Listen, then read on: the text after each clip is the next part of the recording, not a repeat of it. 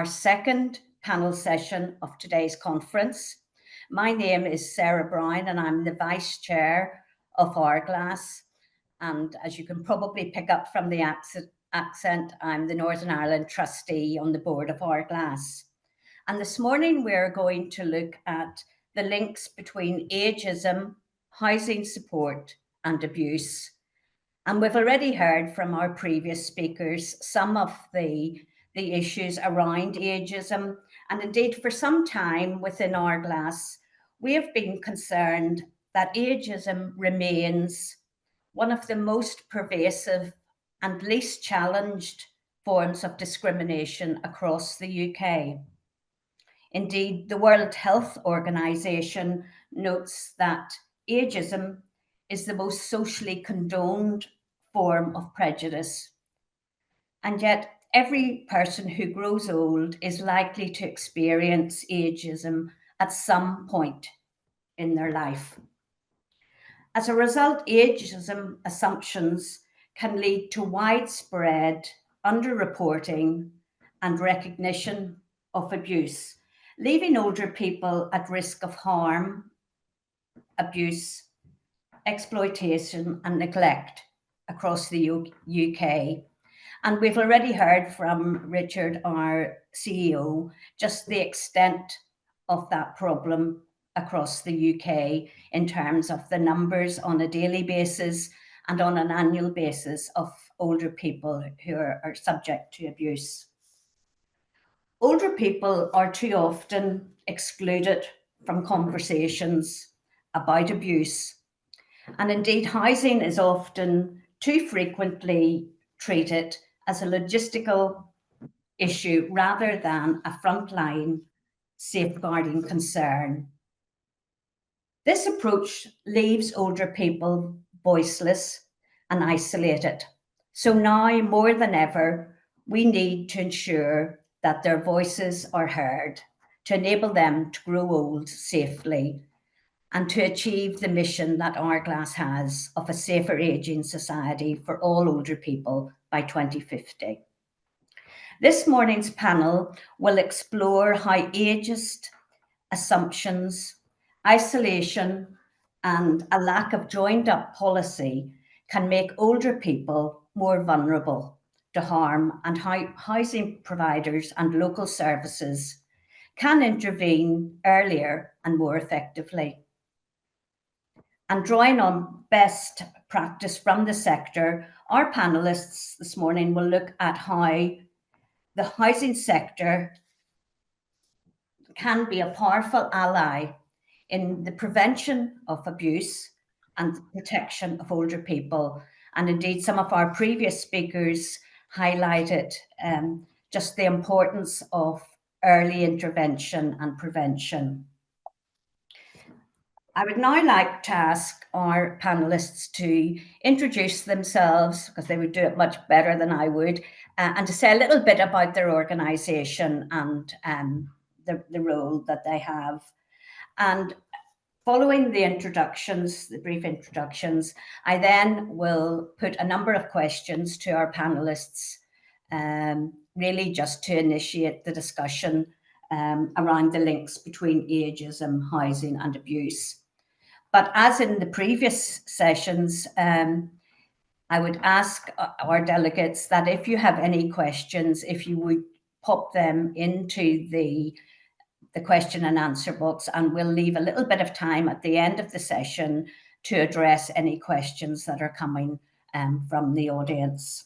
So just as it appears across the screen, if I could maybe ask Carrie to introduce yourself to the audience. Thank you, Carrie. Yeah, thank you, Sarah. Hi, everybody. My name's Carrie Bauer, and I'm the Safeguarding Policy and Training Lead here at Hourglass, and I'm in the north of England.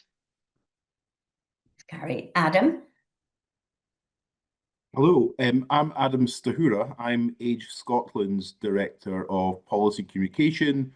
We're the Scottish charity for older people, and our role is to sort of stand with and support people in Scotland so they can grow older with security, are valued and connected and have a good quality of life. Thank you, Adam. And Nika. Good morning, everyone. I'm Nika. I'm the program manager at the Domestic Abuse Housing Alliance, which was established in 2014. We work with housing providers, local authorities, supporting them to embed best practice and bettering their response to domestic abuse. Thank you for having me today. Our pleasure. Thank you, Nika. And Simon. Hello, thank you for giving me the opportunity to join you today. I'm sorry I was slightly late in joining. I was actually present at the conference. I was watching Jess Phillips. I just didn't have the correct login for this. My name's Simon Court. I'm the Group Communications Director for Churchill Living. We operate over 200 retirement housing communities across the UK, and that means that in practice we support and look after the best of our ability some 10,000 or so older people, and we're very, very proud to support the work of Hourglass, and we're supporting them financially over a 3-year linked deal. Thanks, Simon. Okay, so I'll start with the first question, and it is a question for you, Adam. What themes are emerging at Age Scotland in relation to housing provision and the abuse of older people? So that's a really interesting question, also a really difficult one, particularly how you link it with the abuse of older people. And I think folks that are listening and participating might have conclusions of their own to draw there. But one of the things I'll start with about the kind of housing provision, or indeed the housing landscape in Scotland, and I don't think this is too different from the rest of the UK, so it's not too kilted for most of the folks here taking part, is there's a growing and huge number of older people who are living alone now. It is significant. There are hundreds of thousands of pension age people who are now on their own, in their own homes, predominantly in the communities they've lived for many, many years, but are isolated to some degree, have maybe been bereaved, that are also to some degree as well challenged financially with huge costs and inflation and almost everything that we can possibly imagine.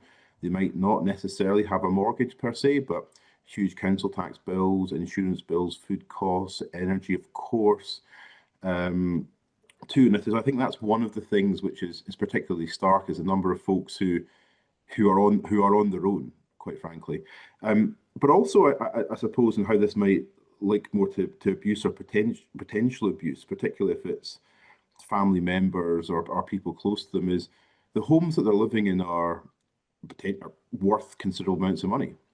And they're also homes that are sometimes too big for them, unmanageable, but people are remaining there, and that there is financial asset that they sort of they walk around or sit in every single day. So we've got rising costs of living, but indeed there are also rising assets upon which people are living. So huge numbers of folks on their own, and in assets which are increasing in value. And the last thing I'll just sort of mention is, I think it's becoming harder and harder for people to move. I think people's housing options are more restricted. That if you look at house building, and we know we've got a housing crisis across the UK, but homes that are being built are often in remote parts of communities, on the extremity of towns and cities, disconnected from the services and the lives that people have. And if they feel that they have to move for something that's more manageable, they're still paying a huge cost, but actually become more disconnected and almost having a whole new life created. And I think that adds to that loneliness and isolation challenges that arise around there. So there's some of the kind of the trends, and I'm sure folks will have their own conclusions about how that links to their abuse or potential to abuse. Thank you, Adam, for that input. And next, I'll move to Nika. Nika, can you give us some examples of the work you do at the Domestic Abuse Housing Alliance, and tell us about how safe housing and coordinated support networks can reduce abuse and improve well-being for older people? Thank you so much, Sarah. And I think I want to start by touching upon what Adam has just said around the housing crisis, but also around ageism, and something that Minister Alex talked about the challenges, but also Minister Phillips mentioned around building confidence with victims, because that does feed into the section that I will now talk about. When we talk about ageism in relation to abuse, we are actually talking about the assumptions and systems that make older people's experiences less visible. And nowhere is that more evident than in housing. It's often the first environment where abuse is felt, but the last where it is recognized. And I think to understand what we do at Domestic Abuse Housing Alliance, we need to understand the scale of the problem. And I'm mindful that some of these stats have come from Hourglass. Some of these stats were touched upon previously as well today in the session, but I think it's important that I touch upon them. Over 1 million people aged 65 and over experience abuse each year. And yet, older survivors are among the least likely to be referred to specialist domestic abuse services. 2/3 live with the perpetrator, often a partner or adult child, and loneliness, don't think we talk about it enough in the UK, increases the risk of harm by almost 50%. So the issue is not that the abuse is not happening, it's that it's not being seen. And that's where housing plays a key role.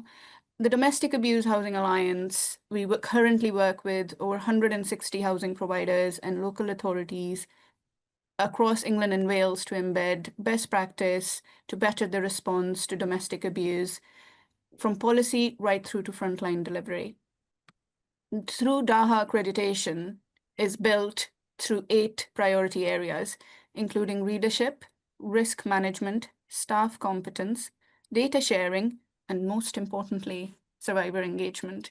And we support housing providers to embed these through developing strong, trauma-informed domestic abuse policies and clear risk processes, training all frontline staff to recognize and respond early, which I know is one of the key topics today, establishing safe data sharing and accountability across partners, and designing survivor-led services, including for older survivors whose voices are too often missing from the National Housing Policy. Beyond accreditation, we also lead national partnership work, which is where the joined up policy work and the coordination aspect comes in, bringing together housing, health, police, social care, and specialist domestic abuse services into a coordinated community response, also known as whole systems response, so that no survivor falls through the gaps. And the TAHA National Policy and Practice Group is also another group that we have established, which now includes over 90 organizations from across the UK. We also convene housing providers, local authorities, buy and force specialist services to influence national standards, government strategy, ensuring that housing is recognized and resourced as a core safeguarding partner. And before I conclude, I do want to say that age and abuse are too often overlooked together. And we are very lucky to have been working very closely with Hourglass to strengthen our training and guidance for older people's experiences. And we actively signpost our DAHA members to Hourglass for specialist advice or support where it's needed, which is, you know, again, a great demonstration of external CCR as well, which is coordinated community response. And because safe, stable housing interrupts the cycle of abuse, it reduces isolation, restores independence, and creates a foundation of recovery and dignity. And we frame, at DAHA, we frame all of this through the 3 Rs, which I'm sure most of you are familiar with, just recognition, spotting the signs early, remedies, creating safe, including housing pathways that Adam also touched upon, restitution, restoring dignity and belonging. Thank you, Nika, for that. Simon, if I come to you, can you talk a little about Churchill Living and your partnership with Hourglass, and what providers, housing providers like yourselves, can do to help combat ageism and abuse? Yes, certainly. So we entered into a relationship between our charitable foundation, so that's Churchill Foundation, and Hourglass. Well, we actually opened discussions about a year ago, I think, and the relationship goes back quite a long, many years before that in some ways, because our chairman and founder, Spencer McCarthy, his father, John McCarthy, knew the late Baroness Sally Greengross very well. And of course, in the work that they did together back in the 70s and the 80s, I think there was already quite a strong focus on the relationship between housing and better health and social welfare outcomes for older people. So then when the opportunity came up for us to support Hourglass in this way, it seemed to be the perfect fit. And we're very, very happy to do so. It's a £400,000 endowment, if you like, over the course of 3 years. And we're already seeing that this is helping Hourglass do the brilliant work that they do even more effectively. And in terms of Churchill and what else it is doing in this area, it's quite one of the big appeals of supporting Hourglass for us was that we have, as I say, a portfolio of 230 or so Churchill communities, and that community will typically take the form of about 45 apartments in one building, and they frame a residence lounge, a bit like a hotel lounge, and catering facilities, and critically an on-site manager, so we call them a lodge manager. And it seems to us that there's a great opportunity for our lodge managers and our collective workforce, probably numbers between 800 and 900, I think, all of whom can become Hourglass ambassadors, if you like. So we can raise awareness, we can to a degree provide practical support, we can signpost, and whilst it's the case that we would very much like to think people living in our communities were at a reduced risk of suffering the terrible things that I was reading about in Mail Online earlier, some terrible case studies that had come to light about elder abuse. Whilst we would hope that they would be at a reduced risk of that, it is by no means inconceivable that they might know people, or they might be uneasy about a relationship that's emerging with a family member. And I think just having the ability for them to go and talk to their on-site manager and say, I'm just a little bit wary about this, what do you think? It's such a powerful tool in trying to combat what's, for me, one of the most unspeakably hideous crimes that we see. Absolutely, Simon, thank you. And Carrie, if I come to you, I know because I've heard you talk about this, but you often talk about society creating a petri dish for abuse to breed. Maybe you could tell us a little bit more about this analogy. Yeah, sure, of course I can, Sarah, thank you. So first of all, let me caveat, most of us get to age really well, really healthily, and lead wonderful later lives. But for victim survivors of abuse, there is this petri dish. And think about science lessons. I'm a bit of a visual learner, so I'm going to kind of pull together what we've already talked about this morning in all the different keynotes and panels. Think about that petri dish. That's society. If you remember those experiments that we might have done in a science lesson, and then we put some jelly into that petri dish. I think it's pronounced agar, but I used to call it agar jelly. Anyway, the jelly is ageism. It's this environment that's full of nutrients, and the bacteria that goes in that petri dish is the person who is choosing abusive behaviour. And I use that intentionally. We're not talking about abusive behaviour, we're talking about people who intentionally are choosing abusive behaviour towards an older person. Now, that jelly will look different for different people. because older people are not a homogenous group. They represent each and every one of us and all of our unique identities. So we also have to think about intersectionality and different groups who might be oppressed and from different communities, and will arrive in that Petri dish with very, very different experiences. And then we think about, how does that bacteria breed in a Petri dish? Well, it breeds with warm temperatures. It breeds with the nutrition and the lid over the top of it, and moisture. And the moisture, the temperature, the nutrients are things like our legislation, the disparities that we see across the UK, the historical legislation. If we think about some of the changes, they have changed only very, very recently. We've only had coercive controlling behaviour laws in England and Wales in the last 10 years. So thinking about an older person, that's very, very recent. And there are many, many other laws that we could draw upon there.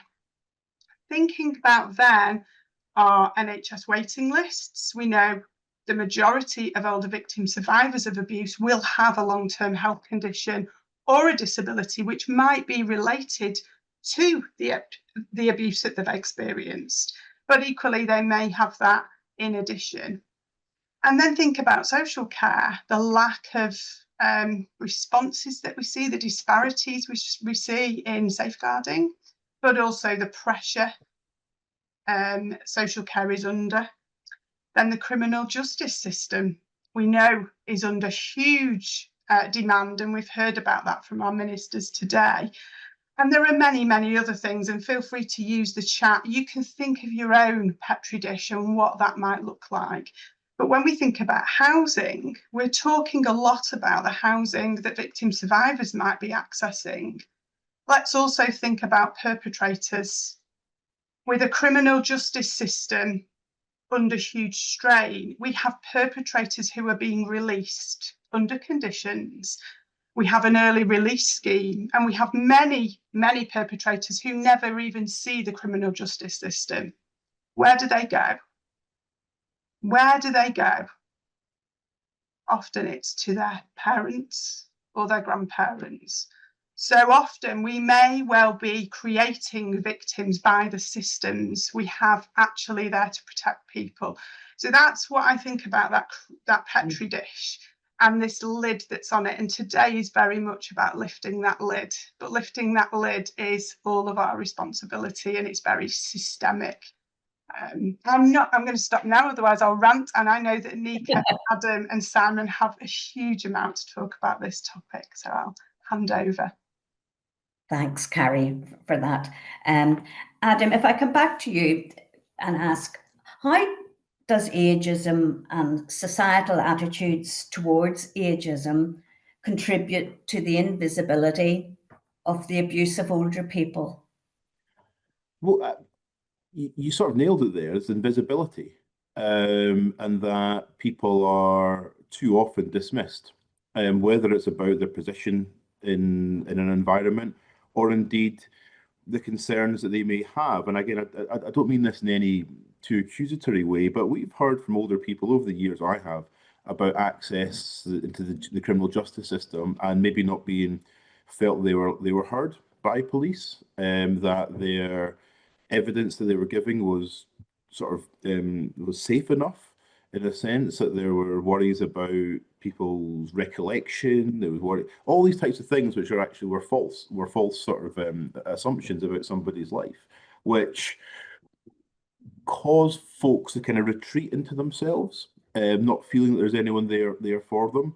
And I think that kind of that kind of invasive ageism that we see, and we'll see it every single day somewhere in our lives, whether you're experiencing it yourself, whether you may have you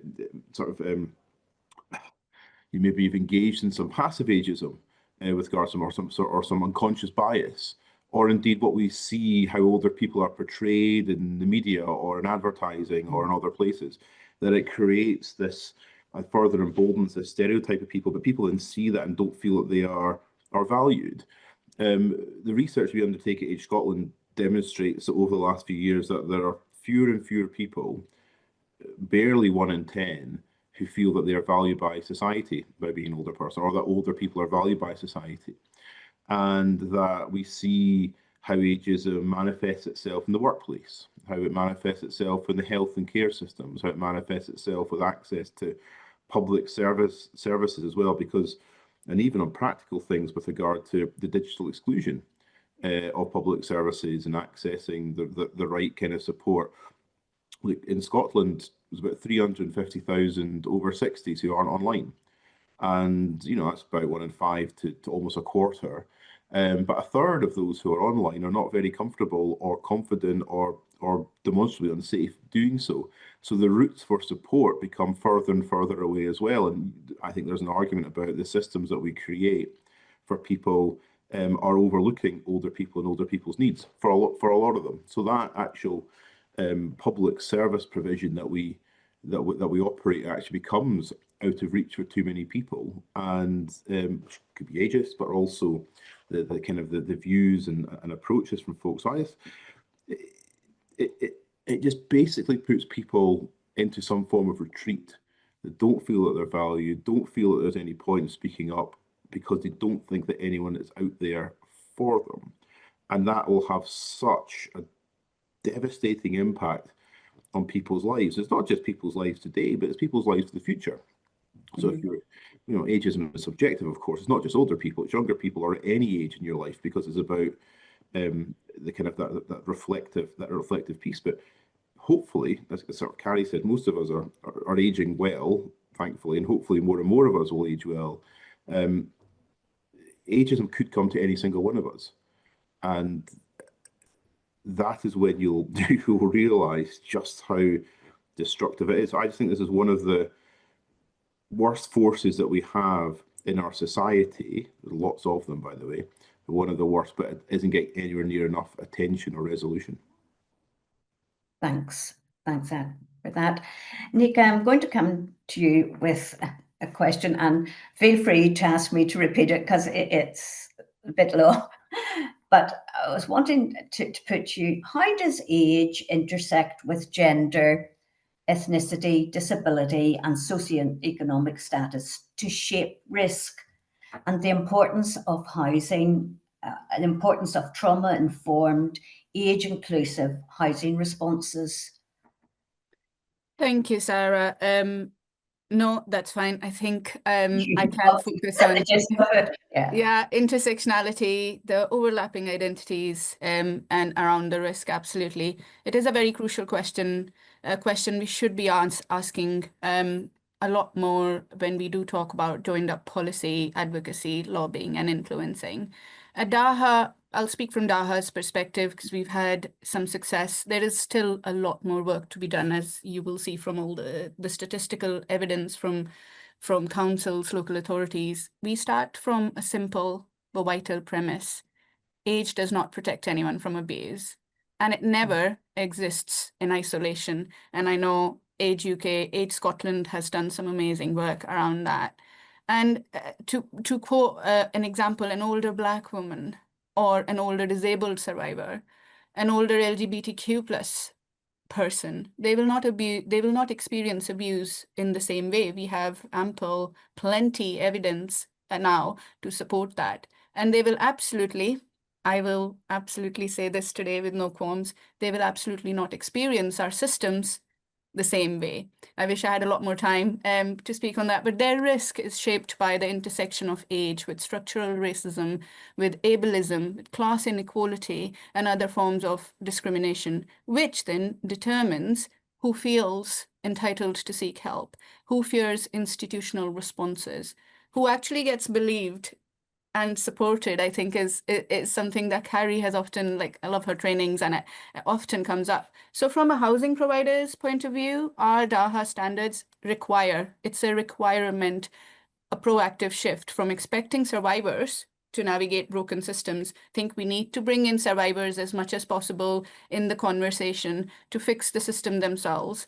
And mindful of the time, Sarah, so I will be able to share more information afterwards in case I'm speaking too fast, which also means that collecting meaningful data to see who we are missing. If you're not aware of Campaign to End Loneliness, their research done in 2023, and I've been very privileged to have worked with them quite closely, have been working on collecting this data on a global scale. So please look for their website as well. And embedding intersectional needs into policy and practice. To answer what you, the premise of the question, Sarah, but partnering with buy and force specialist services. I know at Daha we cannot talk about this enough, so that older survivors facing racial injustice, disability, and poverty are centered, not added on, because ultimately housing isn't peripheral to safer aging. Housing is the foundation that makes safety possible. Thank you for that, Nika. And as you say, time is pressing on, Nika, and I know from Joseph that we have many questions already submitted from our audience this morning. So we'll ask a couple of final questions and then we'll transfer over to give the opportunity to address some of the questions that delegates have put into the question and answer box. Simon, coming to you, the theme of our conference this year is Safer Aging, and looking at the next 25 years until 2050. And our desire, which I think we all share, is of a safer aging society. What gives you hope that we can achieve this aim where older people can live free from harm, abuse and exploitation and neglect, and indeed from ageism?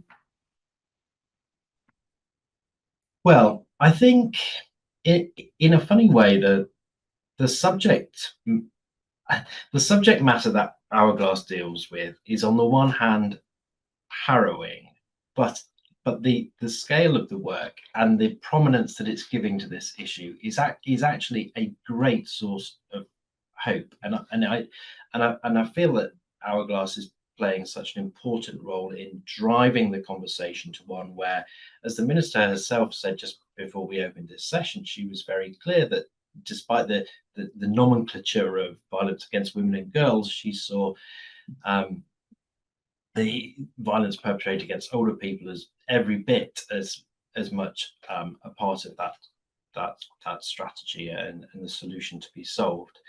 And I think also there are definite seeds of hope in the way that I think society is moving. And I know society feels terribly fractured and embittered on various issues at the moment, but there was some interesting polling done a while ago which was looking at the relationship between younger people and older people and the undoubted affection and the benefit that time spent between those two, if you like, 20 somethings and 80 somethings, actually how much time people voluntarily spend in one another's company. And I found that really, really heartening, actually, because we see in the communities that we operate, very often you see little school visits where children enjoy coming in and spending time with older people, and older people, because our schemes tend to be located on the high street or certainly sort of town centre adjacent, you see the people that are living in our communities are very much part of the multi-age community that the rest of us would experience, and everyone derives a great deal of benefit from that. And I think it's absolutely key to empowering older people to speak out if they feel uneasy about the way in which they're being treated, or more likely uneasy about the way someone they know is being treated. And I suspect it would make perpetrators rather more wary of committing some of the terrible acts of abuse that we see if that society is rather more homogenous, and the interaction is there between people of different ages that are trusted. Okay, thanks, Simon, for that. I think, given the time, we will now go across to some of the questions that have come in on our question and answer section. And the first question that is being asked is, what provisions would you like the upcoming Violence Against Women and Girls strategy to outline regarding ageism and housing? And maybe, Adam, if I come to you, and then maybe Nika, you would like to make a comment on that. I'll be incredibly brief, because my expertise then will be more about Scotland, and this will refer to other parts of the UK. But I think making sure there's proper reference of older people in this, and older women in this as well. And in the work that we've been undertaking with the Scottish Government over the years of violence against women and girls, it's one of the things we just want to make sure was in their minds. So not just about the kind of the housing link, but definitely about reference to the needs and experiences of older women and older women of the future. Okay, thanks. Adam, Nika, because obviously from your organisation, you'll be particularly interested in this issue. Yeah, thanks, Sarah, and thanks, Adam. I'll keep it very brief, but as a women's organisation, as an organisation that has now pioneered coordinated community response, I think this question is significant for us. And from a DAHA perspective, I think the next, which I know we are all waiting for, strategy must make age visible, and that means embedding housing in the response, and not having as a side note. And it should include clear national standards for age inclusive housing practice, investment in DAHA accredited training, and we have it in England and Wales, and hopefully we can bring it to Scotland and Northern Ireland. Training on coercive control and economic abuse and age disaggregated data, so older survivors are no longer invisible in joint policy or outcomes. And ultimately, the strategy needs to treat housing as prevention and ageism as a form of structural violence, looking at you, Carrie. And I think because safe homes are the foundation of safe lives, I think we need to say this as much as possible, because so that it doesn't go unheard. Thank you, Nika. You move on to the second question, and this one is one that has come in for you, Simon, and it's asking, when an older person is rehoused, the social and communal nature of the offer implies a safe environment. How do you balance privacy and confidentiality with protection, transparency, and the duty of candour when another resident or one of their visitors is a known sex offender? Are applicants obliged to declare their own status? Okay, so thanks. Let me I'll just deal in practical terms with the sort of safety issue first, because it is the case that if you choose to come and live in one of our developments, then not only is there an on-site manager, but you have the, if you like, the bracelet or the pendant, and you can summon assistance at any point should you need help. I know that isn't directly getting to the question that's asked here, but I just want to set the context. And then the other contextual point to make is, speaking for Churchill, it's an environment where people aren't sort of placed with us, so they would come and have a look around the community, and if they decided it was right for them, they would either buy or rent their own apartment. So it isn't the case that we don't, if you like, have any control over who lives there. But I think really what the question's getting at is, what if there was let's say a presence in that community where it could be felt that there was a risk that was constituted, and grasping word frantically here, it very, very rarely presents. But it is the case that anyone that is seeking to move into one of our communities is interviewed, and there is a a fairly competent process by which all of these considerations are flushed out. Now, it may be the case that something comes to light further down the line, or as the question is saying, that there is a visitor who attends the community and this situation presents, in which case it would be really for our operational management team to have a conversation with the person, or the person whose guest it is, and to try and reach a resolution whereby that risk is entirely mitigated, be that by their absence or departure, or necessary measures put in place. Of course, ultimately, if they do own their own apartment, it's not as straightforward as a sort of tenant landlord situation where you could say to someone, okay, actually we're going to bring this tenancy to a close. So it's not straightforward, and I wouldn't pretend it is, but it presents mercifully fairly. Okay, thanks for that response, Simon. Our next question, and I think Nika's going to start off, and then I think Harry may want to add something, but it's around the fact that Crisis have recently released their 2025 homelessness monitor for England, showing that the number of people sleeping rough has increased by 20% since last year. And homelessness and rough sleeping can both be an effect of and a result of domestic abuse. So what more can we do from a housing perspective to protect older victim survivors from homelessness as a result of domestic abuse or sexual violence?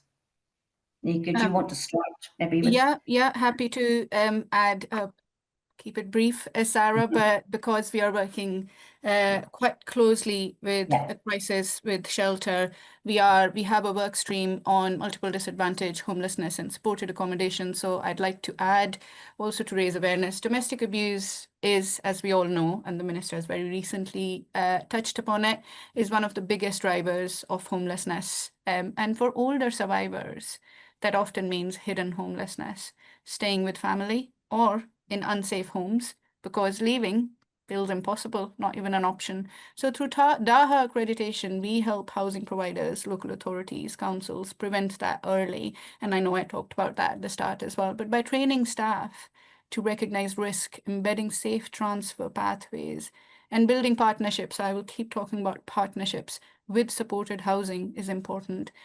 I want to quickly add that we also lead the supported accommodation accreditation framework. Please look at our website. I'll share the links on the homelessness and supported accommodation work. It sets out national standards so older survivors, with an element of older survivors who can access safe, age-inclusive refuge and supported housing. It's part of our intersectionality focus in our priority areas, but we would always look to Hourglass for support on that. The priority, which I know everyone is talking about and wants to hear, is funding, is integration, and recognizing that housing is prevention and it's not just a response. Okay, thanks, Nika. And the final question, because we need to finish sort of in the next 3 or 4 minutes, and I'm going to give everyone an opportunity to make a comment on it. But the final question is, how do you think housing associations can contribute to reducing ageism and abuse? And Carrie, if I maybe start with you, and if there's anything further you want to add to Nika's response on the homelessness and rough sleeping. Yeah, I think it's twofold, really. There's often this model of a real focus on refuge accommodation, but actually, in an ideal world, victim survivors would never have to leave their home. They would be safe in their own home, and it would be the perpetrators who are moved.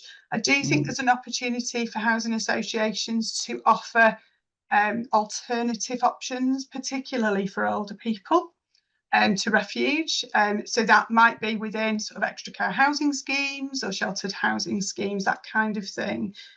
But I do think, whilst myself and Hourglass and many of us here are focused on victim survivors, many perpetrators will face homelessness. And if we don't address that as an issue, then potentially many perpetrators will choose or pressure or influence their older relatives to live with them. And there is a huge amount of responsibility felt by older people for their adult children and adult grandchildren's behaviour. Wrongly so, but often, you know, many parents and grandparents do feel that sense of responsibility and don't want that person to be homeless or at risk. So it's twofold. We need to really focus on victim survivors and housing provision specifically for older people's needs. But whilst doing so, we also need to focus on perpetrators as well. Thanks, Carrie. Adam, is there anything quickly that you would like to add to that? I think that was fantastic. I think what else, just very briefly, the housing associations do such an important job, and I think the relationship that housing associations have with their tenants is crucial. Be able to look out and spot instances of abuse or have concerns. I think that's in how we support older people to live well. Those relationships with trusted individuals are important, and that can easily be eroded. There are very few options for people en masse to kind of move to have that. We see sheltered housing in some places. You remove the kind of the warden type thing and the managers, and it becomes just housing. Present company excluded, of course. But I think that relationship can help spot the signs, be well informed, and look for to give people confidence to know who to turn to. Okay, thanks, Adam. Well, we have run out of time, and it's happened so often in our discussions and our panel sessions. We could spend a full morning or a full afternoon on this topic. But just before we close, I would just like to thank all our panelists this morning, and I'm sure everyone will agree that their contributions were very informative and insightful. And I think this discussion has, as previous discussions have, really provided greater clarity around the links between ageism, housing, and abuse, and has raised that awareness of these issues going forward, and what we all need to do and be aware of to ensure that older people can grow old safely and free from harm and abuse. So thank you all very much. I just wish we had more time to address all of the questions that have come in. But thank you for agreeing to join the panel this morning. And I'd like to thank the delegates as well for all the questions. And I hope everyone enjoys the rest of the conference today.